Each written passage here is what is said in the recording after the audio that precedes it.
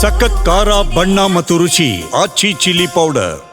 ನನ್ನ ಸೌಭಾಗ್ಯ ಸರ್, ಇಷ್ಟೊಳ್ಳೆ ಫಿಲ್ಮ್ನ ಮಾಡುವಂಥ ಯೋಗ್ಯತೆನ ದೇವ್ರು ನನಗೆ ಜನ್ಮದಲ್ಲಿ ಕೊಟ್ಟಿರೋದು. ಅದಕ್ಕೆ ನಿಜವಾಗ್ಲೂ ನೇತಾಜಿಯವರ ಆತ್ಮದ ಮತ್ತು ಎನರ್ಜಿಯ ಆಶೀರ್ವಾದ ನನ್ನ ಮೇಲಿದೆ ಅನ್ನೋದನ್ನ ಯಾವಾಗಲೂ ಅವರ ಮರಿಮೊಮ್ಮಗಳು ಮ್ಯಾಮ್ ರಾಜಶ್ರೀ ಮ್ಯಾಮ್ ಹೇಳ್ತಾನೆ ಬಂದಿದ್ದಾರೆ.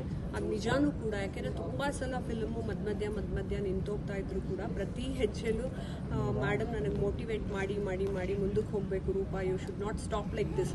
140 ಕೋಟಿ ಜನದಲ್ಲಿ ನೀನು ಒಬ್ಬಳ ಥರ ಪಕ್ಕಕ್ಕೆ ಹೊರಟೋಗ್ತೀಯ, ನೀನು ಎದ್ದು ನಿಂತು ಮಾಡಬೇಕು ಅನ್ನೋದು. ನೋಡಿ, ನೇತಾಜಿ ಅವ್ರ ಬ್ಲಡ್ಡಲ್ಲಿರೋದು ಹೆಂಗೆ ಇವ್ರ ಬ್ಲಡ್ಗೆ ಹೆಂಗೆ ಬರುತ್ತೆ ಅನ್ನೋದು ಅಂದರೆ, ನಾನು ಯಾರೋ ಹೊರಗಡೆ ವ್ಯಕ್ತಿ, ದೂರದ ವ್ಯಕ್ತಿ, ಆದರೂ ನನಗೆ ಮೋಟಿವೇಟ್ ಮಾಡಿ ಪುಷ್ ಮಾಡಿದ್ರು.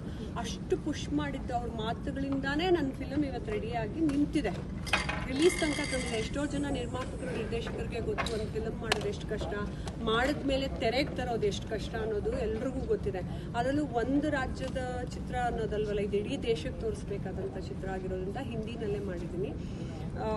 ಅದೇ ಎಲ್ಲ ಕಷ್ಟಗಳನ್ನು ಮೀರಿ ನಿಜವಾಗ್ಲೂ ನಮಗೆ ಸ್ವತಂತ್ರ ಸಿಗ್ಬೇಕಾದ್ರೆ ಹೆಂಗೆ ಹೋರಾಟ ಮಾಡಿದ್ರು INA ಅವರು, ಅದೇ ರೀತಿ ಹೋರಾಟಗಳನ್ನ ಮಾಡಿಕೊಂಡು ತೊಗೊಂಬಂದಿರೋದು. ಬಟ್ ಎಲ್ಲ ಒಳ್ಳೊಳ್ಳೆ ವ್ಯಕ್ತಿಗಳು ಜೊತೆಗೂಡ್ಕೊಂಡಿದ್ದಾರೆ.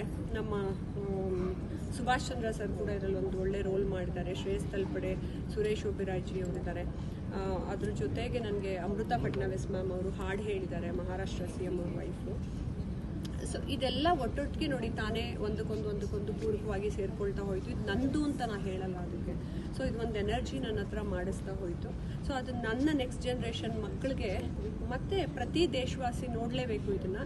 ಮತ್ತು ನನ್ನ ನೆಕ್ಸ್ಟ್ ಜನ್ರೇಷನ್ ಮಕ್ಕಳು ಕೂತ್ಕೊಂಡು ಎಲ್ಲೆಲ್ಲೋ ರಿಸರ್ಚ್ ಮಾಡಿ ಪುಸ್ತಕಗಳನ್ನ ಓದೋ ಬದಲು 2 ಗಂಟೆಗಳ ಕಾಲದಲ್ಲಿ ಒಂದಷ್ಟು ಕಂಟೆಂಟ್ನ ತೊಗೋಬಹುದು ಈ ವಿಚಾರವಾಗಿ. ಮತ್ತು ಅವರೆಲ್ಲ ಸೆಲ್ಫ್ ಸಸ್ಟೈನ್ ಆಗಿ ಇಂಡಿಪೆಂಡೆಂಟಾಗಿ ಬದುಕಲಿ ಅನ್ನೋದೊಂದೇ ನನ್ನ ಆಸೆ.